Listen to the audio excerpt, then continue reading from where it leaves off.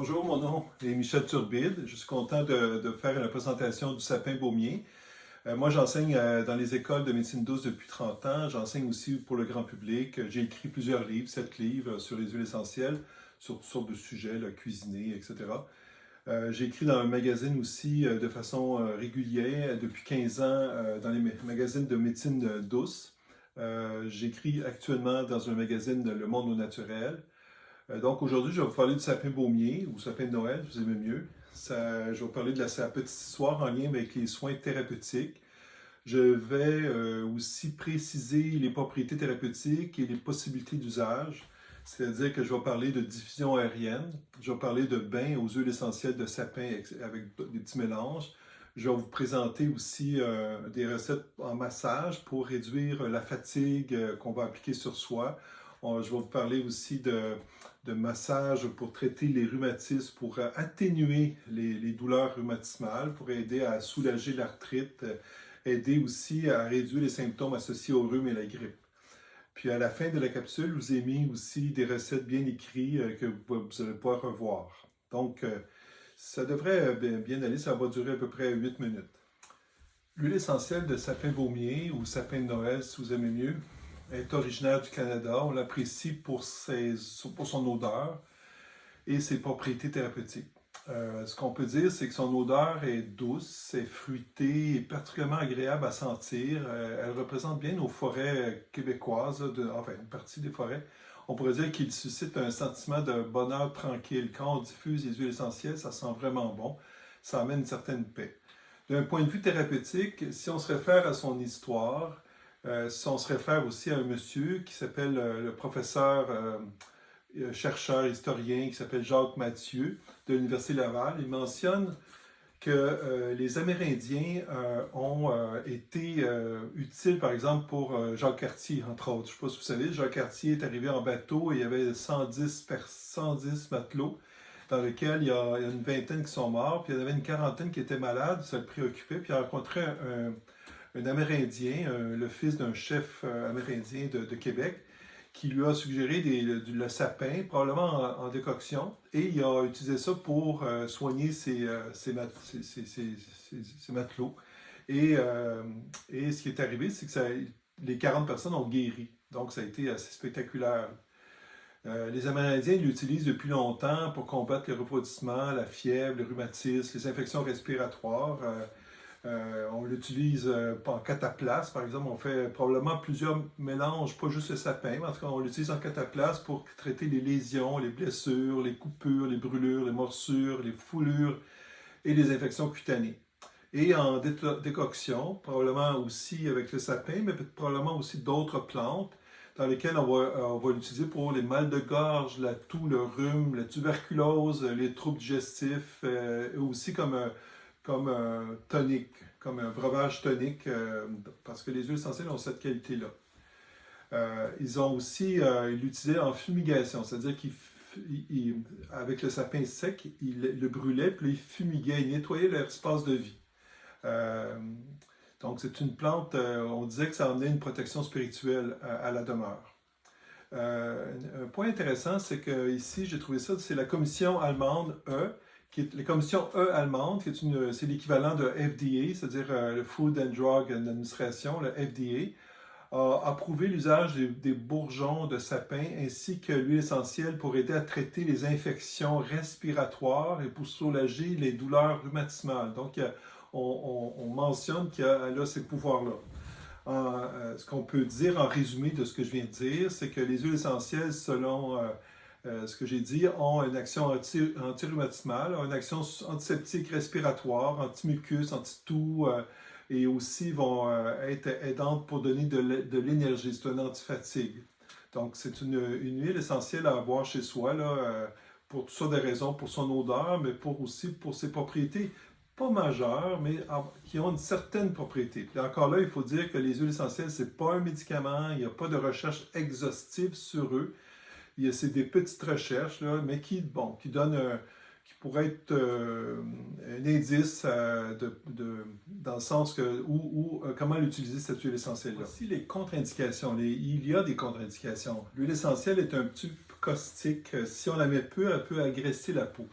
C'est une huile aussi qui est sensible à l'oxydation. Donc, on doit faire attention. Elle s'oxyde après 6 ans, 5 ans. Là, les terpènes ont cette désavantage de créer, de faire en sorte qu'elle devient oxydée, donc elle est moins intéressante à utiliser.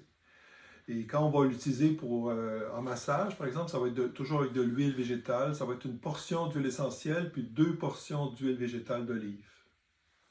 À la fin, je vous ai mis par écrit plusieurs recettes pour la diffusion, le bain, le massage. Massage pour douleurs rhumatismales, douleurs musculaires, les infections respiratoires comme rhume et grippe. Donc, comme c'est tout bien écrit, mais je vous ai fait, j'ai amélioré ma capsule présentement. Là, vous allez voir dans ce qui suit, là, ce que j'ai fait. Donc, maintenant, je vais vous parler d'huile essentielle qu'on va mettre dans un diffuseur qui va permettre de désodoriser l'espace de vie, qui va aussi agir, certaines huiles essentielles ont une capacité d'atténuer les charges virales et ça a un effet donc d'énergiser l'espace de vie aussi. Donc ça donne une odeur, ça réduit les charges de microbes et ça a une valeur énergétique aussi. Bon, ici, c'est des suggestions pour mettre dans un diffuseur électrique, c'est-à-dire un diffuseur dans lequel on met de l'eau et la vapeur est transformée en vapeur d'eau froide. Donc, on met des huiles essentielles sur l'eau et la vapeur transporte les huiles essentielles. Donc, ça a un pouvoir odorant et ça a un certain effet d'atténuer les charges microbiennes. Le mélange que je propose ici, c'est un mélange, le premier mélange, c'est 10 gouttes de sapin baumier, 5 gouttes d'eucalyptus radiata et 2 gouttes de thuya. Donc, c'est un mélange qui sent très bon, qui sent la forêt, qui est très agréable au niveau des poumons, là. Le thuya et le sapin, ça se mélange super bien. Faut pas mettre trop de thuya. Et l'eucalyptus complète le tout, là. Ça fait un mélange qui est antiseptique, intéressant. Le deuxième mélange est plus performant en termes de valeur antimicrobien. Il est plutôt sucré. Et puis, c'est sapin baumier, 10 gouttes. Après ça, 5 gouttes d'orange douce et 2 gouttes de cannelle. Donc, c'est un mélange qui sent sucré, qui sent agréable, je dirais même, puis même un petit côté euphorisant à cause de la cannelle. Et ça va réduire les charges virales et c'est tonique. Le troisième mélange, c'est 10 gouttes de sapin baumier, 5 gouttes de pamplemousse rose et 2 gouttes de clou de girofle. Là aussi, c'est un antiseptique et ça a aussi une odeur agréable. Et donc, c'est 3 mélanges intéressants. Maintenant, présentement, là, ce que je vais vous parler, c'est sur le bain. Donc, c'est une autre chose, c'est que ce que vous allez faire, c'est que vous allez prendre un verre. Ici, j'ai un bol, mais on peut prendre un verre ou un bol, et dans lequel on va mettre une demi-cuillère à soupe de savon liquide, comme un shampoing, un liquide de vaisselle. Et puis, on peut mettre une demi-cuillère à thé d'huile d'olive. Et puis, après ça, on met les huiles essentielles, on met un petit peu d'eau, puis on mélange. Les huiles essentielles qu'on va mettre, on va choisir une de ces 4 recettes-là. Vous avez la première qui est 10 gouttes de sapin baumier, 10 gouttes d'eucalyptus radiata, 2 gouttes de thuya occidental. C'est des recettes qu'on a vues tantôt pour la diffusion. Donc, au départ, on met le savon, on met l'huile végétale, on met les huiles essentielles, on mélange avec de l'eau. Après ça, on met ça dans le bain. Autrement, l'huile essentielle va flotter sur l'eau et ça fait agresser la peau. Donc, ça, c'est un mélange sécuritaire. Et j'ai ajouté une quatrième recette, c'est un bain revigorant, c'est-à-dire que c'est des huiles essentielles très toniques. Le sapin baumier, lui, je ne sais pas si vous savez, mais c'est un tonique au niveau des surrénales et des poumons. Le clou de girofle, c'est un tonique au niveau du système immunitaire, la cannelle aussi. Et la menthe poivrée, c'est un tonique cardiaque, c'est un tonique respiratoire aussi, digestif, si on en prend. Donc, c'est un mélange d'huiles essentielles toniques qui va travailler sur différentes facettes de la fatigue. Et puis, ça peut être intéressant d'utiliser ce mélange-là. Naturellement, la fatigue peut être causée par 1001 raisons. Vous avez une grave maladie, disons une fatigue normale, c'est des huiles essentielles qui peuvent être aidantes. Puis ça sent très bon aussi. Un bain au sapin baumier avec soit un peu de cannelle ou soit de thuya ou soit, comme ici, un mélange d'huiles essentielles antifatigue majeure, ça donne un plus dans notre état d'être. Donc, ça va pour le bain. Maintenant, ça va être pour le massage. Oui, mais maintenant, je vous présente les huiles essentielles qu'on va appliquer sur le corps, c'est-à-dire qu'on va faire une huile à massage. dans lequel on va prendre une bouteille de 10 millilitres. Ça ressemble à peu près à ça. J'ai dit 10 millilitres, mais en fait, c'est 100 millilitres dans lequel on va mettre 10 millilitres de sapin baumier, 20 gouttes de cannelle cassia et 20 gouttes de menthe poivrée et 10 millilitres de clou de girofle. Puis après ça, on rajoute l'huile végétale de jojoba au choix, ça peut être autre chose, et on applique sur les régions, en fait, le cœur, plexus solaire, la région du thorax. Après ça, on en met dans le dos. On peut choisir le milieu du dos, le bas du dos. En fait, l'idée, c'est des zones importantes, et puis on pourrait même en mettre dans les avant-bras. Donc, ça va générer un effet tonique énergisant. Si pour une fatigue normale. Ici, c'est pour les rhumatismes. Ça va aider. C'est pas un médicament là. Les huiles essentielles, ça va aider. Et puis là, ce qu'on fait, c'est qu'on prend une bouteille encore de 100 millilitres dans laquelle on va ajouter 10 millilitres ou 2 cuillères à thé de sapin baumier, une cuillère à thé ou 5 millilitres de gaultérie couchée, une cuillère à thé ou un 5 millilitres de clou de girofle, une cuillère à thé de menthe poivrée, une cuillère à thé d'eucalyptus citronné. Puis, on va remplir ça d'huile végétale de ricin. L'huile végétale de ricin, elle a des propriétés antitoxines. Elle est drainante au niveau des toxines. C'est pas majeur, là, mais ça a un certain impact. Donc, on applique ça le plus souvent possible pour les douleurs rhumatismales. Ça peut être aussi, je l'ai pas écrit, mais ça peut être aussi arthritique. Et on peut s'en servir aussi pour les douleurs musculaires. C'est un mélange qui va détendre les muscles, qui va enlever la douleur et va réduire l'inflammation. Donc, ça travaille sur cet aspect-là. Naturellement, c'est pas des médicaments, c'est comme un aidant. C'est tout. Donc, prochaine, je vais parler de la grippe et du rhume. Bon, maintenant, c'est la dernière recette. Je vais vous parler d'une huile à massage pour aider à réduire les symptômes associés au rhume et la grippe. Donc, vous prenez encore une bouteille de 100 millilitres dans laquelle vous allez mettre 2 cuillères à thé, qui est l'équivalent, c'est 10 millilitres. Donc, d'eucalyptus radiata, donc 2 cuillères à thé d'eucalyptus radiata ou 10 millilitres. Après ça, 2 cuillères à thé aussi de sapin baumier, une cuillère à thé de clou de girofle, une cuillère à thé de romarin officinal à cinéole. Vous savez qu'il y en a 22 sortes de romarin officinal.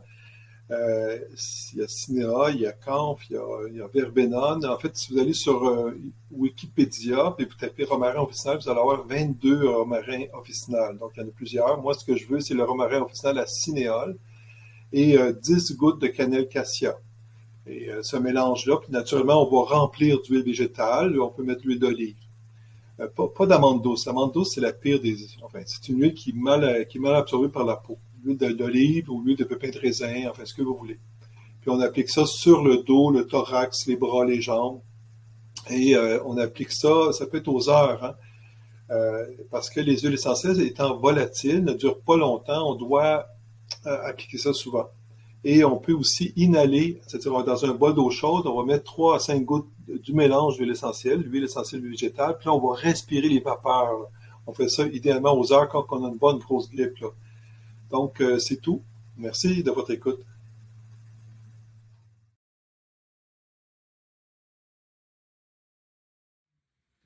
Maintenant, c'est important de le dire, c'est que l'information que je dis, c'est une information qui se veut purement informative, ça vient de moi, là. Donc, ça ne remplace pas un avis d'un pharmacien ou d'un médecin. En cas de doute ou de besoin d'information, c'est toujours préférable de consulter un médecin. Les huiles essentielles ne peuvent pas se situer aux traitements médicaux, c'est un fait. Il n'y a pas de recherche scientifique exhaustive sur les huiles essentielles. C'est des petites recherches, c'est une tradition orale aussi, donc il y a une certaine valeur, mais c'est pas un médicament. Merci de m'avoir écouté. Vous pouvez avoir accès à des articles que j'ai écrits pour les magazines. J'ai travaillé pour 2 magazines en 15 ans. Donc, sur mon site internet de Santé à Ronde, vous allez avoir une cinquantaine d'articles sur les huiles essentielles. Et sur mon site, sur mon Facebook, c'est-à-dire Michel Dominique Turbide, vous aurez accès à peu près une 20-30 articles que je rajoute à chaque mois, un article que j'ai écrit pour le magazine Le Monde Naturel. Donc, merci encore. Puis la prochaine capsule sera sur les contre-indications, à savoir, il existe des huiles essentielles qui sont toxiques, qui sont même poisons, qui entraînent la mort, et des huiles qui sont hépatotoxiques. Je sais pas si vous savez, l'origan, que les gens prennent allègrement, il y a comme des éléments négatifs, là, même, enfin, je vais en parler dans les prochaines capsules.